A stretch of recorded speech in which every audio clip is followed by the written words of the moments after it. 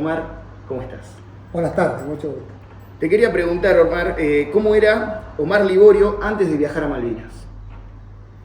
Bueno, un ciudadano más como todo. Yo había hecho la carrera militar, empecé a los 15 años, a los 17 años ya estaba destinado en Junín. Tuve conmigo la primera clase que tuve de soldado, fue la clase 59, yo soy clase 60, con una vida normal de cuartel. En el 78 tuvimos la movilización al sur por el problema del Vir, el canal de Vir. Bueno, volvimos de allá, seguimos todo con total normalidad. Se fue la clase esa, vino la siguiente, la clase 60, la 61, la 62 después, y ahí es cuando empezamos con el problema de Malvinas. En el año 82, con la clase 63 vendría a ser, pero lo que nosotros llevamos a Malvinas fue casi toda la clase 62, que era la clase que tenía mayor instrucción. Esa clase había salido 3-4 veces al terreno, había tirado mucha munición de guerra, tenía mucha preparación. Vos, como me estás contando, vos estabas preparado para todo eso, pero hay mucha gente que no fue preparada, muchos chicos que fueron también voluntarios, muchos chicos que también fueron conscriptos. ¿Qué te llevó a vos a ser voluntario y profesional? Bueno, profesional porque me gustaba desde chico, tenía una convicción desde chico que quería hacerlo, a pesar de que mi familia no quería, pero bueno, gracias a Dios pude lograrlo. Y sí, tuve una preparación, no fue mucho, pero tenía 6 años de preparación cuando fuimos a Malvinas. Y estábamos preparados, entre comillas, preparados para ir a la guerra, para eso nos preparábamos, para ir a la guerra. Y bueno, estando nosotros ya movilizados en Piedra Buena, ahí pedí de voluntario cuando me enteré que de Junín, teniendo en ese momento 18 cañones, solamente 2 iban a pasar a Malvinas, entonces pedí de voluntario. Y como yo pedí de voluntario no me dejaban ir primero, hasta que después, bueno, accedieron, me dejaron ir. Junté a mis 10 soldados que tenía a cargo, que eran los sirvientes de pieza, digamos, que era del cañón Sosma.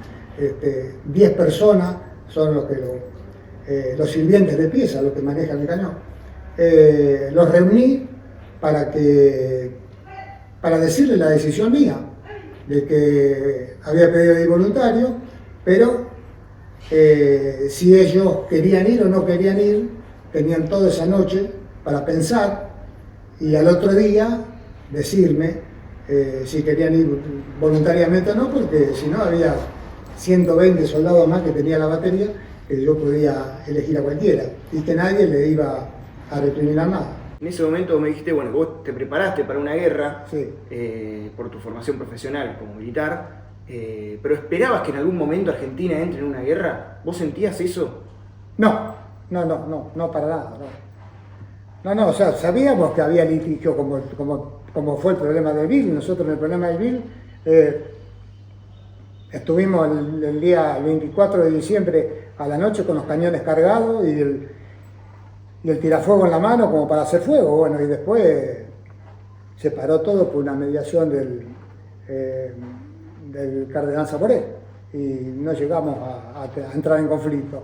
Y bueno, y era que no sé si fue buena o mala experiencia, pero bueno, eso era un poco que los tenía un poco ahí que bueno, pero aunque ya se corría el rumor de que radio pasillo, digamos, de que sabíamos que se cumplían los 150 años de que Inglaterra había tomado Malvinas y que se vencía el plazo para reclamar ante la ONU por el territorio usurpado.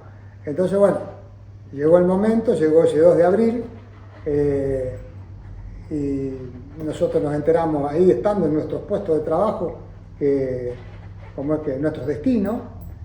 Yo me acuerdo que en el caso mío, yo era encargado del depósito de vestuario y equipo y el jefe de batería vino a decirme de que eran las 7:30 de la mañana y me vino a decir de que habíamos entrado en guerra con Gran Bretaña. Entonces, durísimo desayuno, ¿no? Porque no...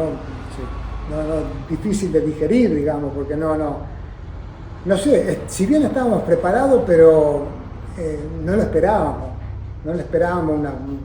algo tan así, ¿no es cierto? Porque bueno, o sea, el hecho era pensar de que nos íbamos a enfrentar con una potencia mundial, apoyado por una primera, apoyado por la OTAN, bueno, qué sé yo, nos decían en los primeros tiempos que bueno, no, que teníamos el apoyo de Estados Unidos, pero nosotros teníamos un gobierno de facto, no teníamos un gobierno constitucional. Eso influye mucho en las políticas y en las decisiones cuando hay una guerra y hay que apoyar. Entonces, era una de las grandes contras que teníamos y que tuvimos. ¿Cómo era la relación diaria con los soldados que vos comandabas en ese momento? Bueno, nosotros primero tenemos que empezar con el tema de dónde estábamos. Nosotros en Malvinas estábamos en un lugar extremadamente aislado. Estábamos en la ladera del Cerro Sappergil. El Cerro Sappergil es un cordón montañoso de 256 metros de alto. Y estaba el cerro, la ladera del cerro, una calle y después estaba posicionada el cañón nuestro. Alejado de todos, porque había un motivo por el cual nosotros teníamos que estar aislados. Porque primero que era la pieza de artillería de mayor alcance del país. O sea, en ese momento en Malvinas había cañones obuses Otomelara. El obús Otomelara es un armamento de artillería que se desarma en 12 partes y se transporta a lomo de mula, porque es un obús que es para la montaña. Entonces la diferencia entre el obús y el cañón es abismal. O sea, el obús, por ejemplo, el Otomelara que estaba en Malvinas, toda la artillería tenía Otomelara. El Otomelara tira 10,5 kilómetros de alcance. Y el SOSMA tenía 20 kilómetros de alcance. Los ingleses tenían 17 kilómetros de alcance. Entonces nosotros superábamos el alcance de los ingleses. Las fragatas se posicionaban a 12 kilómetros aproximadamente de Malvinas, que era la línea del horizonte, y bombardeaban. Entonces la gente de Malvinas tiraba con los cañones, pero no llegaban. Y eso era que hacían un desgaste psicológico tremendo a la tropa y bueno, y daños también, porque tiraban a veces, no tiraban con un objetivo, sino que tiraban por tirar, tiraban. Bueno, eso era el desgaste psicológico, ¿no es cierto? Y bueno, y daños que podían llegar a ser donde cayeran esos proyectiles. ¿Cómo era convivir todo el día con esos bombardeos constantes? Terriblemente desgastador, terriblemente, o sea, porque vamos a ir armando un poquito esto. El obús que estaba allá, el Otomelara, la diferencia, quiero dejar clara la diferencia que hay entre un cañón y un obús. El obús es para zona de montaña y su tiro es parabólico.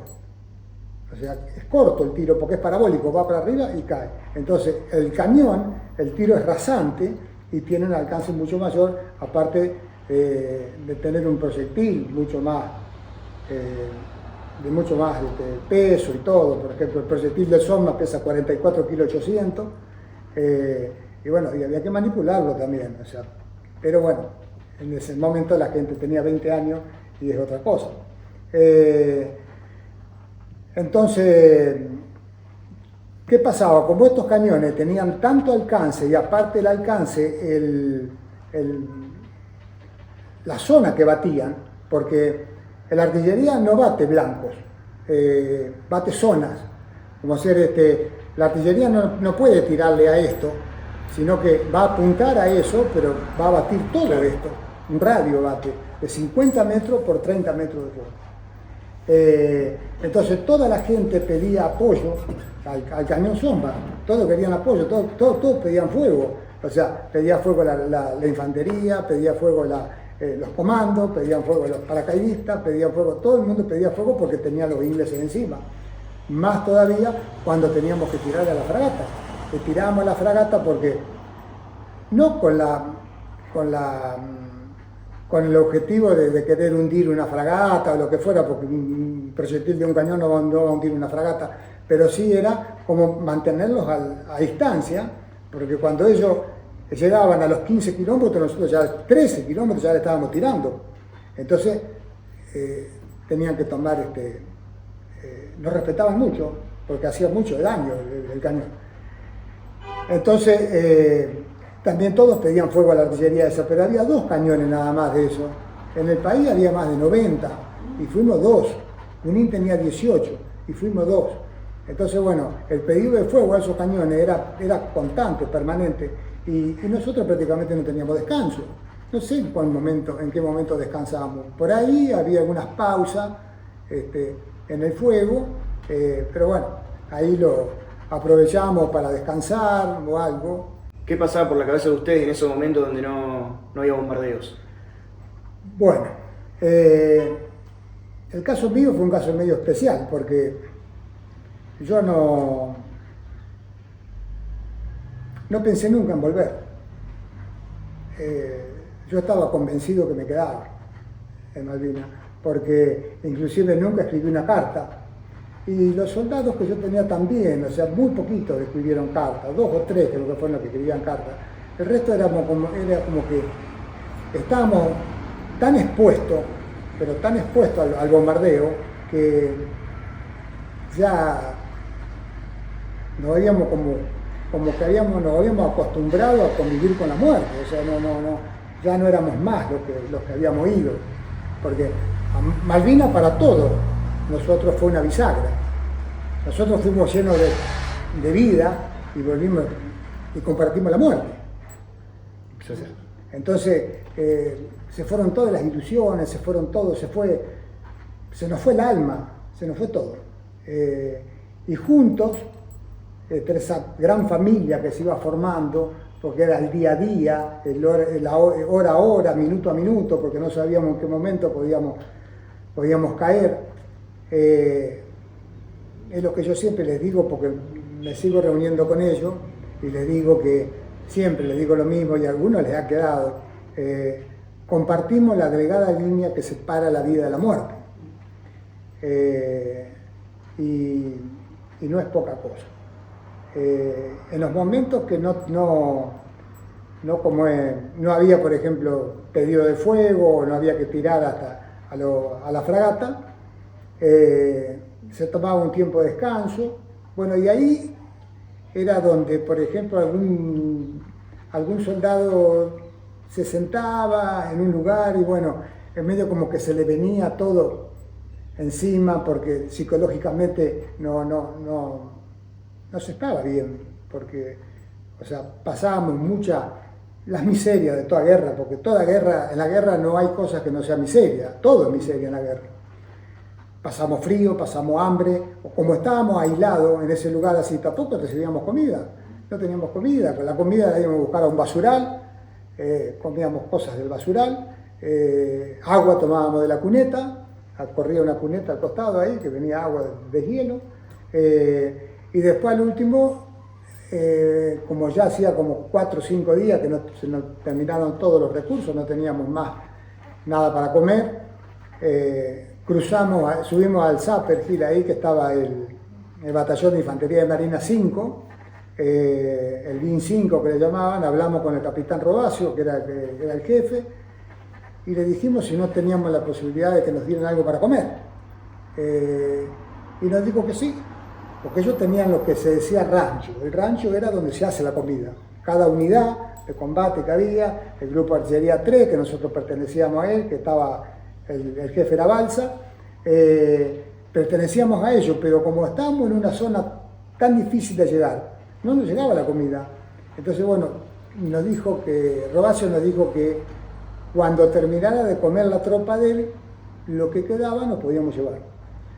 Y bueno, se hacían unos guisos, se comía mucha oveja, guanaco, y bueno, nosotros no teníamos en qué ir a buscarlo tampoco, porque si no se usan unos cilindros de acero inoxidable. No teníamos en qué ir a buscarlo y teníamos 2.000 metros para caminar, 2.300 metros. Y Así que en el basural conseguimos 2 latas de aceite, las abrimos, las limpiamos un poco, bueno, íbamos de a 2 a buscar la comida por si en el camino nos bombardeaba, mataban a uno, que llegara el otro con la comida. Para la gente que no vivió una guerra, ¿cómo describís el silencio después de un bombardeo? Y el silencio después del bombardeo es muy aterrador, así diría, porque primero buscas a todos los compañeros para saber si están todos o falta alguno. Y después que quedas aturdido, quedas mal, no sé, no le encuentro una palabra justa para decir. Omar, ¿cómo fue la vuelta a casa? Y la vuelta a casa fue, que en el caso mío, yo fui herido, junto con 5 soldados más. Fue tarde, porque estuve hospitalizado en el Hospital Militar de Comodoro Rivadavia. Después me pasaron al Hospital Militar Central en Buenos Aires y después fui al Hospital Militar Córdoba. Allá me hicieron aplicaciones de rayos, porque yo tenía una esquirla que me había rozado el pulmón, otra la tenía en la pierna, entre medio de los nervios y los tendones, y otra me había cortado la cara. Y bueno, razón por la cual con las aplicaciones de rayos trataron de correr la esquirla para no operar, porque la operación en ese momento era delicada. Estamos hablando de casi 44 años atrás, ahora seguramente es otra cosa.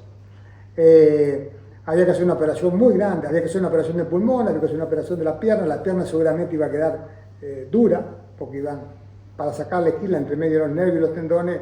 Bueno, me hicieron aplicaciones de rayos, me aplicaron 80 aplicaciones de rayos y corrieron la esquila, la corrieron del lugar donde estaba, se encapsuló y nunca más me voltó. Entonces, bueno, pero eso me llevó un periodo de 1 mes y pico para volver al cuartel y después, bueno, que me dieran franco. Y cuando volví al cuartel, me sacaron el pase.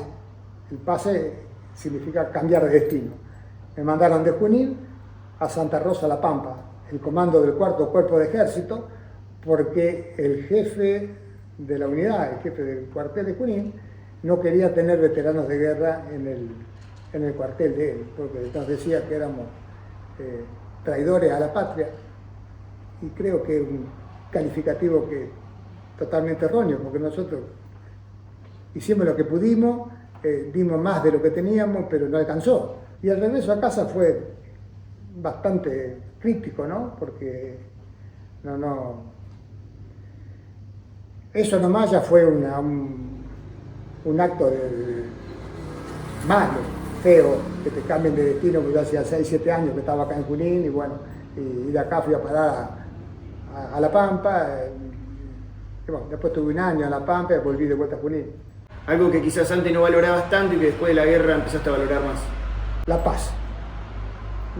Y cada vez me aferré más a Dios. Lo salvamos, gracias a Dios lo salvamos. El único que murió fue el perro Tom, que tiene también ganada su victoria, porque era el que nos avisaba con el ladrido cuando nosotros no escuchábamos que ellos empezaban a tirar, se escuchaba la explosión de la boca de fuego cuando salía el proyectil. Bueno, él empezaba a ladrar, ya sabíamos que venía un proyectil en el aire. Y después lo otro que hacía era cuando nosotros a veces no nos dábamos cuenta, cuando ya era insostenible la posición, o sea que el fuego era tanto que no se empezaba a ladrar y se enloquecía de una forma que bueno, ya le hacíamos caso que no podíamos estar más, que ahí nos metíamos abajo de una alcantarilla que había, tratábamos de resguardarnos, y bueno, y había un abrigo de personal que habíamos hecho con unas planchas de aluminio, y la habíamos forrado todo con tierra, y bueno, y se tiraba con nosotros. Y bueno, la otra cosa que hacía, que por ejemplo en los momentos que no estábamos tirando, y por ahí había alguno que, qué sé yo, que se ponía a pensar, le atacaba la melancolía, bueno, estaba triste, bueno, venía, parecía que se daba cuenta, no sé, Yo a veces yo no me daba cuenta, pero el perro parece que sí, porque venía y le tiraba los cordones del borseguí, le mordía el pantalón de combate, si estaba sentado cerquita le mordía la oreja, lo toreaba, daba vuelta alrededor como para querer jugar, y lo sacaba de esa situación, es lo que hablábamos con muchos, ¿no? Y ellos me cuentan, dicen, no, a mí me sacó más de una vez. Entonces yo le decía, pero ¿y a vos qué te pasaba? ¿En qué pensaba? ¿Qué tenía? Y bueno, pero yo pensaba en mi mamá, en mi papá, en mi hermano, en mi novia. Bueno, y el perro como que lo sacaba, ¿no? Y siempre estaba Tom ahí. Bueno, Omar, vos recién me contabas acerca del perro Tom. ¿Recordás el primer momento en el que lo viste? Sí, tal cual. ¿Cómo fue? Este perrito lo habían creado los soldados en la caldera, porque en la caldera siempre había un grupo de soldados que estaba ahí, que trabajaba manteniendo la caldera siempre prendida para mantener el agua caliente. Y bueno, siempre tenían algún perrito, un gatito que criaban, algo, mascota de ellos. ¿Qué pasó? Yo fui el último en salir del cuartel. No había más nadie. Yo creo que cuando él se debe haber visto solo, salió al encuentro de alguien. Y ese alguien era yo, que venía caminando para subir porque llevaba campera en los brazos, que ya no eran más necesarias de las que llevábamos, pero para no dejarla en el cuartel, digo, me la llevo igual, por si a alguien se le rompe, se quema, la pierde, no sé, llevo igual. Entonces iba con el manojo de campera en la mano y algo se me cruza en los pies, yo no podía ver para abajo.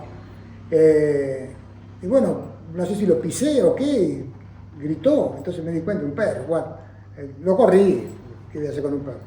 Entonces sigo caminando, se me vuelve a cruzar de vuelta, y bueno, ahí dejé las camperas, lo agarré, lo cargué arriba del camión y se lo di a un soldado arriba. Entonces me dice, el soldado estaba asombrado, ¿no? Porque me dice, ¿qué es esto? Dice, ¿vamos a llevar un perro? Sí, vamos a llevar un perro. Bueno, ¿cómo se llama el perro? No sé, digo, ¿cómo se llama? No tengo idea. Pero bueno, ponele Tom. Pero, ¿por qué Tom? Me dice, y porque vamos al Teatro de Operaciones Malvinas. Ponele Tom. Y bueno, ahí quedó Tom. No lo tenía que dejar ver por nadie.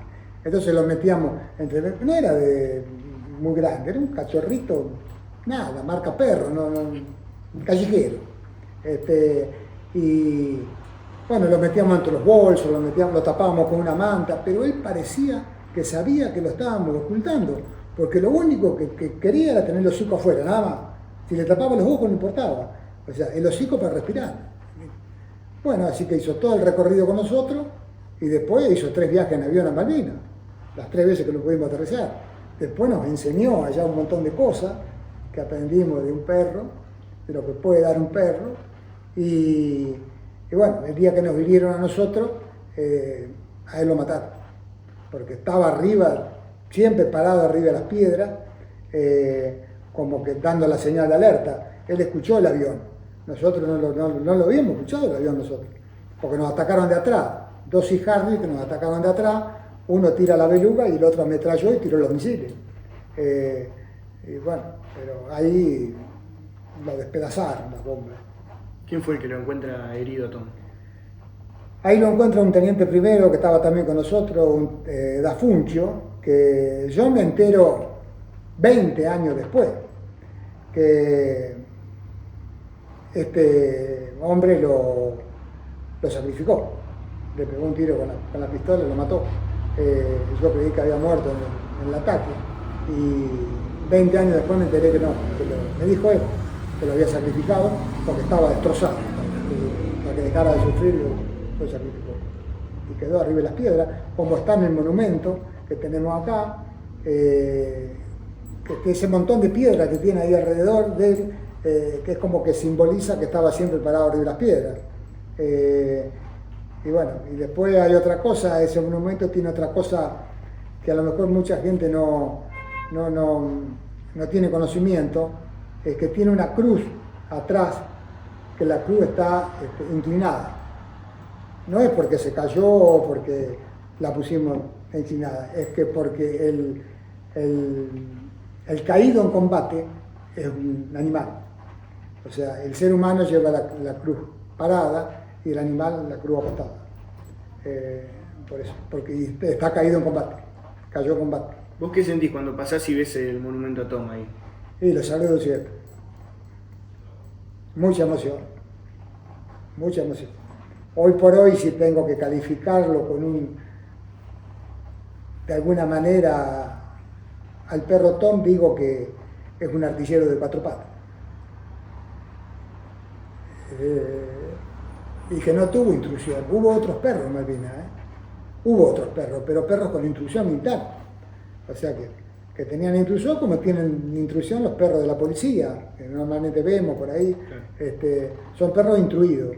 Pero este es el único civil. Él era civil, él no tenía nada que ver, no sabía nada. Pero aprendió todo de la noche a la mañana. ¿En qué momento sentís que Tom le salvó la vida? En una oportunidad nosotros tuvimos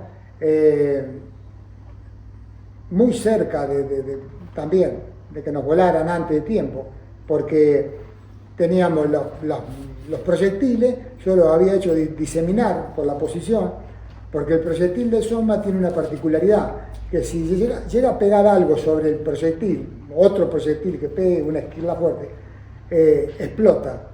Y también el que está más cerca de él, si están cerca los proyectiles, o estivado, o como sea, explota por simpatía. O sea, explota y explota el que está a la par. O sea, y puede llegar a ser una matanza, ¿no?